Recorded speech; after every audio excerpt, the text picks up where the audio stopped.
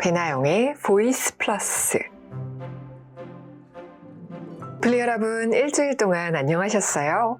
오늘은 간다 마사노리의 비상식적 성공 법칙이라는 책을 들고 왔어요. 제가 그 유명한 부의 추월차선이라는 책을 읽어봐야겠다 하면서 검색을 했는데 이 책이 같이 나오더라고요. 왜냐면 이 책의 부제가 부의 추월차선에 올라타는 가장 강력한 8가지 습관이라고 되어 있거든요. 이 책은 부자가 되는 8가지 습관, 8가지 지침에 대해서 꽤 명쾌하게 설명하고 있어요. 이 8가지 습관이 다른 자기계발서와는 다른 부분을 저자는 비상식적이라는 단어로 이야기하더라고요. 예를 들어서 하고 싶은 일을 찾는 것이 아니라 하기 싫은 일부터 찾아야 한다던가, 자신에게 최면을 걸어서 원하는 대로 잠재의식을 프로그래밍하면 연수입을 바로 10배 늘릴 수 있다던가, 기존의 성공 법칙을 버리고 한순간에 슈퍼맨이 될 수 있는 직함을 가지라던가, 영업을 할 거면 고자세로 하고 거절하는 영업을 해야 한다던가, 돈은 돈끼리 모이기 때문에 돈을 버는 일에서 도망치지 말라던가, 미래로부터 역산해서 현재의 행동을 결정하라. 이런 이야기들을 굉장히 투박하고 직설적으로 풀어내고 있어요. 기존의 자기계발서에서 말하는 맥락과는 조금 다른데? 라는 부분이 있고요.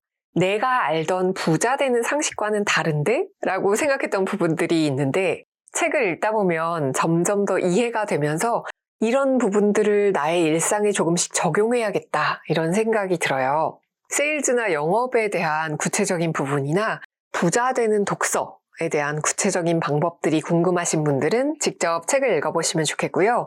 최대한 많은 분들이 일상에 적용할 수 있겠다 싶은 부분들을 골라서 발췌해서 읽어볼게요.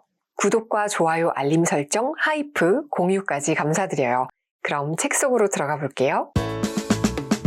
비상식적 성공 법칙, 간다 마사노리 지음, 서승범 옮김, 생각지도. 돈의 습성을 알고 있는가? 세상에 도움되는 일을 하다 보면 돈은 나중에 따라오게 된다 라던가, 설레는 일을 하다 보면 성공한다. 이런 말들을 한 번쯤 들어보셨을 거예요. 굉장히 기분 좋은 말들이죠. 그런데 저자는 들을 때마다 고개를 갸우뚱하게 하는 말이라고 합니다. 현실로 눈을 돌려서 주위를 살펴보고 객관적으로 생각해야 한다는 거죠. 세상에 도움이 되려고 열심히 노력하는 사람들은 얼마든지 많습니다. 하지만 대부분의 경우 늘 돈에 쪼들립니다. 돈은 나중에 따라오겠지 하고 믿다가 정신을 차렸을 때는 나이가 들어버린 후에요. 세상에 도움되는 일을 하다 보면, 설레는 일을 하다 보면, 이런 말들은 성공한 사람이 성공 비결이 무엇입니까? 라는 질문을 받았을 때 가장 편하게 대답할 수 있는 말입니다. 자신이 성공한 과정을 논리적으로 검증해서 누구라도 따라할 수 있는 법칙으로 만들어서 전달하는 그런 번거로운 작업을 할 필요가 없어요. 누가 들어도 맞는 말이기 때문에 아무한테도 질타를 받지 않습니다. 동시에 부자들로서는 나는 세상을 위해 도움되는 일을 해왔기 때문에 성공했다라며 자기 합리화를 할 수 있는 말이죠. 이 말은 보통 사람이 게으름을 피우고 싶을 때도 사용합니다. 원래 회사가 돈을 벌기 위해서는 철저하게 아이디어를 짜내고 이익을 남기는 구조를 구축해야 해요. 좋은 사람이라는 인상을 남기고 싶은 감정을 억누르고 이를 악물고서라도 고객에게 돈을 청구해야 합니다. 그런데 젊은 사장들 모임에 가보면 본업에서는 돈을 벌지 못하면서 술집에 모여서 귀중한 시간을 낭비하면서 캄보디아의 나무 심는 일에 관해 이야기하는 사람들이 있어요. 이들은 돈을 벌지 못하는 현실을 외면하기 위해 서로에게 최면을 겁니다. 돈은 하고 싶은 일을 하다 보면 나중에 따라오게 돼. 돈은 나중에 따라오게 돼. 하면서 말이죠. 설레는 일을 하다 보면 성공한다는 말을 곧이곧대로 믿고 회사가 설레지 않으면 그만두면 된다라고 단순하게 해석하는 사람들도 있습니다. 그리고 정말로 회사를 그만두는 바람에 생계를 유지하지 못하죠. 겉으로 보면 그저 그런 실업자일 뿐이지만 자신은 꼭 성공한다고 굳게 믿고 있기 때문에 어떻게 해볼 도리가 없습니다. 설렌다라는 말이 현실 도피에 쓰는 편리한 표현으로 악용되면 안 된다고 저자는 말하고 있어요. 보통 사람이 돈을 벌고 싶다면 다른 사람에게 도움되는 일, 좋아하는 일, 설레는 일도 중요하지만 그 전에 돈에 대한 원리 원칙을 공부할 필요가 있습니다. 돈의 습성을 모르면 아무리 세상에 도움되는 일, 설레고 좋아하는 일을 한다고 해도 돈이 따르지 않기 때문이에요. 부자가 되고 싶다면 금전 교육이 가장 중요한 지식입니다. 저자는 MBA에서 배운 지식은 거의 완벽하게 잊어버렸다고 해요. 중학교에서 배웠던 2차 방정식 공식을 잊어버린 것과 똑같습니다. 도움이 되지 않았기 때문이에요. 하지만 다음의 3가지 원칙은 기억상실증에 걸리더라도 제일 먼저 생각해내고 싶은 중요한 지식이라고 꼭 집어서 이야기했어요. 절대 잊어버리고 싶지 않은 원칙입니다. 돈을 컨트롤하기 위한 3가지 원칙. 첫째, 돈에 대한 죄악감을 갖지 않을 것. 둘째, 돈이 들어오는 흐름을 만들 것. 나가는 흐름을 만들어서는 안 된다. 셋째, 나의 연수입은 내가 결정할 것. 이 3가지 원칙은 정말로 중요합니다. 보통 사람들은 돈으로 살 수 있는 것들을 좋아합니다. 예를 들면 자동차라던가 핸드백, 그리고 돈으로 얻어지는 지위나 자유 같은 것들이죠. 이에 반해 부자들은 돈 그 자체를 좋아합니다. 다시 말해 지폐 자체를 좋아하는 거예요. 지폐의 냄새를 좋아하고 색깔을 좋아하고 디자인을 좋아합니다. 그야말로 돈을 열렬히 사랑하는 거예요. 이것이 돈이 모이는 사람과 돈이 달아나는 사람의 큰 차이라고 이야기합니다. 우리는 보통 돈에 집착을 하면 품위가 없고 천박하다고 생각하고요. 돈에 집착하지 않는 사람을 보고 마음이 맑고 깨끗하다고 생각합니다. 일반적으로 사람들은 돈에 대해 이런 이미지를 갖고 있어요. 그래서 돈 버는 일로 자신의 깨끗한 마음이 더럽혀지지 않을까 하는 두려움이 있죠. 돈벌이만 생각하는 것은 천하다는 일종의 돈에 대한 죄악감을 가지고 있어요. 돈에 대해 두려움과 죄악감을 느낀다면 절대로 돈을 벌 수 없습니다. 돈을 벌기 시작하는 순간 자기 스스로 제동을 걸어버리기 때문이에요. 돈을 버는 것을 부정적으로 생각하면 좀 더 돈을 벌 수 있는데도 상대방에 대한 미안한 마음 때문에 가격을 낮게 설정해버립니다. 상대방의 비위를 맞추고 죄스러운 자신의 마음을 누그러뜨리려고 돈 버는 일에서 슬며시 발을 빼게 됩니다. 이래서야 돈과 인연이 없는 것이 당연합니다. 그래서 당신이 먼저 해야 할 일은 돈에 대한 근본적인 죄악감을 말끔히 씻어 없애는 거예요. 이렇게 생각을 해보세요. 누군가가 이익을 내고 누군가가 돈을 벌어요. 그리고 그 돈을 씁니다. 누군가 돈을 쓰면 그로 인해 풍요로워지는 사람이 있어요. 그래서 뭔가를 팔 능력이 있는 사람은 팔아야 하고 돈 쓰는 능력이 있는 사람은 돈을 써야 합니다. 상인은 장사의 프로죠. 돈을 버는 프로이니 철저한 프로가 되어 계속 돈을 벌어야 합니다. 그리고 그 돈을 유용하게 써야 합니다. 하지만 우리는 습관적으로 돈을 당당하게 마주대하지 못했죠. 돈은 나중에 따라온다는 말은 부자가 자기 자신을 다스리기 위해 하는 말이에요. 그런데 보통 사람들이 이 말을 착각하고 진실이라고 믿어버렸어요. 이 말은 돈을 번 다음에 해야 하는 대사입니다. 돈을 버는 사장은 당연히 미움을 사게 마련입니다. 경우에 따라서는 시기의 대상이 되기도 하죠. 미움을 산다고 해도 돈을 버는 일에서 도망쳐서는 안 됩니다. 사장은 직원들을 위해 돈을 벌어야 합니다. 지역사회를 위해 돈을 벌어야 합니다. 돈을 버는 능력이 있는 사람에게는 그럴 의무가 있습니다. 회사가 돈을 번다는 것은 직원에게도 신나는 일입니다. 그러니 주저하지 말고 철저하게 돈을 벌어야 합니다. 돈과 인연이 멀어지는 방법은 아주 간단합니다. 인생에서 돈이 전부는 아니야 라고 말하면 돼요. 돈 버는 일이 그렇게도 중요한가요? 라고 말하면서 부자들을 질투하면 됩니다. 그렇게 입버릇처럼 말하면 확실하게 평생 돈의 혜택을 받지 못하는 인생을 살게 될 거예요. 왜 돈 버는 일에 그렇게 관심이 많아? 그거보다는 사회에 공헌하는 일이 더 중요하지 라면서 돈 잘 버는 사람들을 야유할 정도라면 당신도 5천만 원을 버는 것으로 만족하지 말고 10억 원을 벌어서 9억 5천만 원을 기부하면 됩니다. 우선 돈을 버세요. 돈을 벌고 나서 그 돈으로 정의감을 가지고 철저하게 사회에 공헌하세요. 하루라도 빨리 돈이 들어오는 흐름을 만들어라. 창업자에게 중요한 건 1억 원을 버는 일이 아닙니다. 중요한 것은 벌어들인 액수가 아니라 돈의 흐름입니다. 매월 잔고가 늘어나는 것을 사수하는 거예요. 단돈 1,000원이라도 좋으니까 돈이 들어오는 흐름을 만들어야 합니다. 나가는 흐름보다 들어오는 흐름을 더 많이 만들어야 합니다. 하루라도 빨리 만들지 않으면 안 돼요. 이렇게 돈의 흐름을 중요시하는 이유는 돈이 나가는 흐름을 만들어버리면 그게 습관이 돼서 결국 그 흐름을 바꾸기 어렵기 때문입니다. 돈의 흐름을 바꾸는 일은 강의 흐름을 바꾸는 일만큼 어렵습니다. 사람들은 돈이 조금 들어오면 사치를 해요. 그게 습관이 되면 돈이 나가는 흐름을 만드는 것이기 때문에 걷잡을 수 없이 돈이 빠져나가게 됩니다. 반대로 돈이 들어오는 흐름을 만들어두면 어느 시점부터 갑자기 돈이 모이게 돼요. 처음에는 찔끔찔끔 들어오던 돈이 어느새 굵직한 흐름이 돼서 들어옵니다. 마치 졸졸 흐르던 샘물이 시냇물이 되고 그 물줄기가 커져서 홍수가 되어 들이치는 느낌이에요. 그래서 창업가가 할 일은 졸졸 들어오는 물의 흐름을 소중히 하는 겁니다. 가장 어려운 시기가 제로 상태에서 돈을 벌어야 하는 때예요. 그 다음에는 돈이 기하급수적으로 불어나기 때문에 쉬워집니다. 돈은 외로움을 잘 타요. 마치 돈 자체가 의지가 있는 것처럼 동료들을 모으기 시작합니다. 간단한 실험으로도 이런 사실을 증명할 수 있어요. 투명한 모금함이 있다고 칩시다. 여기에 돈을 넣어둡니다. 안에 잔돈이 들어있지 않을 때는 모금액이 별로 늘어나지 않아요. 하지만 잔돈이 들어가기 시작하면 모금액이 불어나는 속도가 점점 빨라집니다. 지폐를 넣어두면 모금액이 불어나는 속도는 더욱 빨라지죠. 쉽게 말하면 잔돈이 마중물이 되어 돈이 점점 모이기 시작하는 거예요. 돈은 사람을 가리지 않습니다. 능력이나 인격의 좋고 나쁨에 따라 돈이 모이는 것도 아닙니다. 단지 돈이 돈을 부릅니다. 억만장자라는 이유만으로 신뢰받는 사람이 있는데 이건 매우 위험합니다.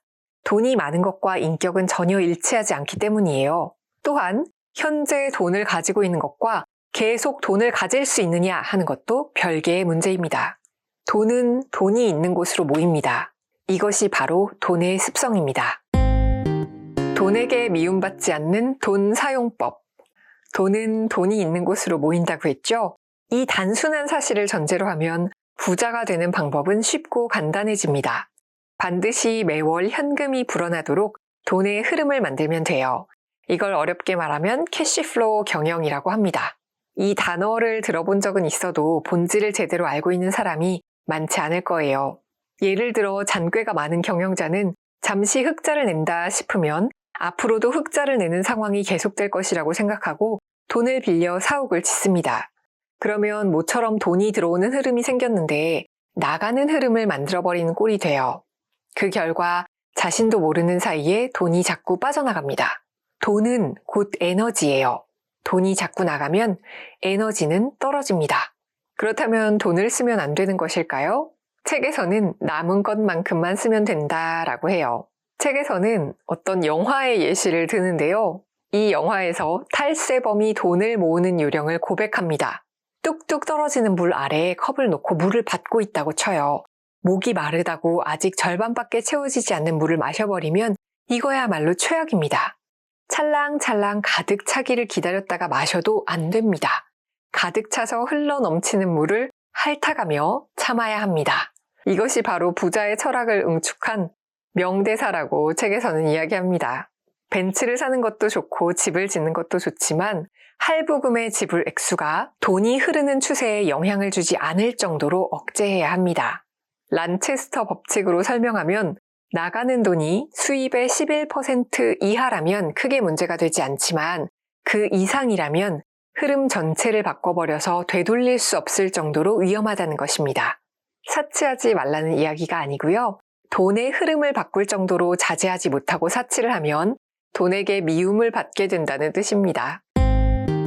미래로부터 역산해 현재의 행동을 결정한다. 앞으로 나아가지 못하는 상태를 타개하기 위해서는 지금까지 생각지 못했던 새로운 해결책을 찾아야 합니다.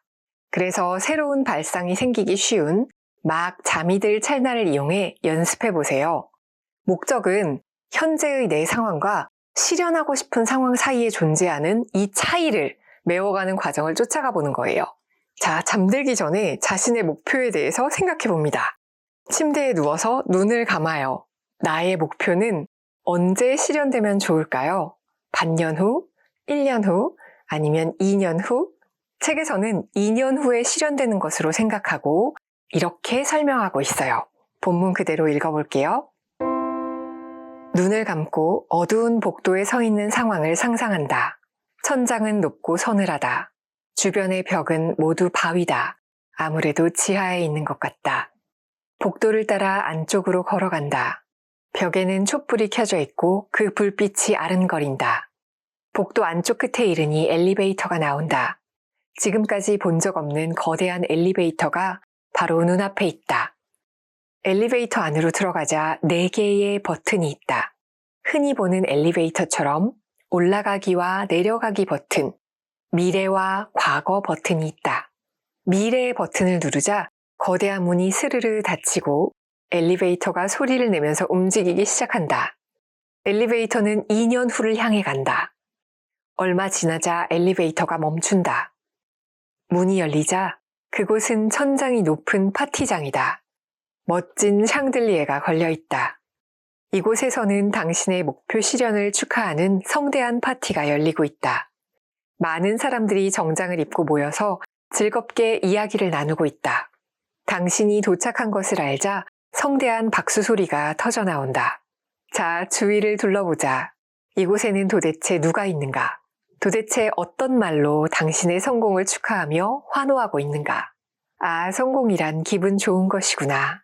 그 성취감을 느껴본다. 잠시 후 한 사람이 사람들 사이를 가르며 당신에게 다가온다. 자세히 보니 2년 후의 나다. 2년 후의 나는 만면의 미소를 띤 얼굴로 말을 걸어온다. 이야, 정말 잘 왔어. 자네가 오기를 내내 기다렸다네. 2년 후의 나는 계속 말을 잇는다. 오늘 나는 2년 전에 세운 목표를 실현했다네. 내가 목표를 어떻게 달성했는지 자네에게 꼭 들려주고 싶네. 괜찮지? 잘 들어보게. 그는 2년 뒤의 미래로부터 시간을 거슬러 상세히 말해주었다. 어제는 이런 일을 했다. 일주일 전에는 이런 일을 했다. 3주일 전에는 무엇을 했다. 1개월 전에는 이런 일을 했다. 반년 전에는 이것을 하고 1년 전에는 이것을 했다. 그리고 2년 전에는 이것을 했다. 그는 말했다. 그래, 바로 2년 전 오늘 나는 어떤 결정을 했다네. 목표를 향해 나아갈 것을 선택했던 거지. 그건 작은 한 걸음부터 시작되었다네. 그 작은 한 걸음은 정말 쉽게 내디딜 수 있었어.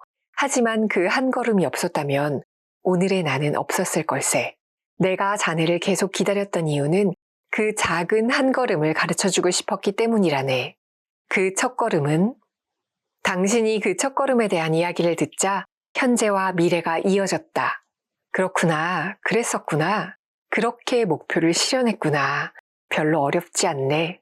당신은 2년 후에 자신에게 정중하게 감사의 인사를 전한다. 고맙네. 정말 고마워. 당신은 다시 엘리베이터로 돌아간다. 현재의 버튼을 누른다.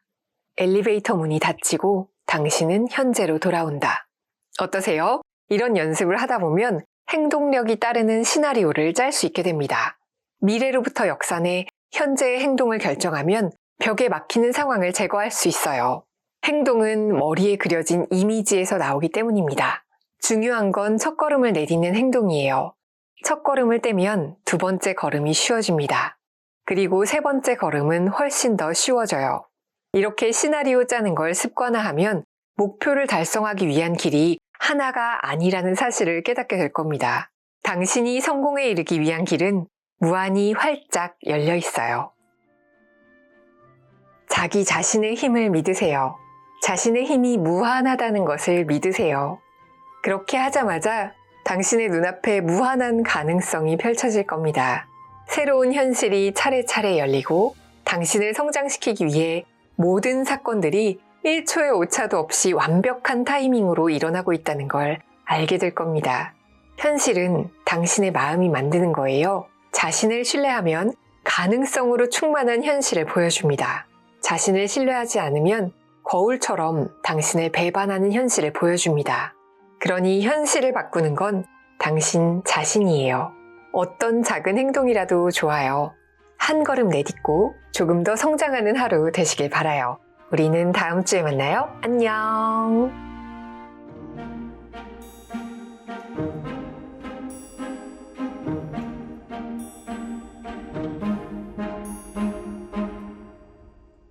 배나영의 보이스 플러스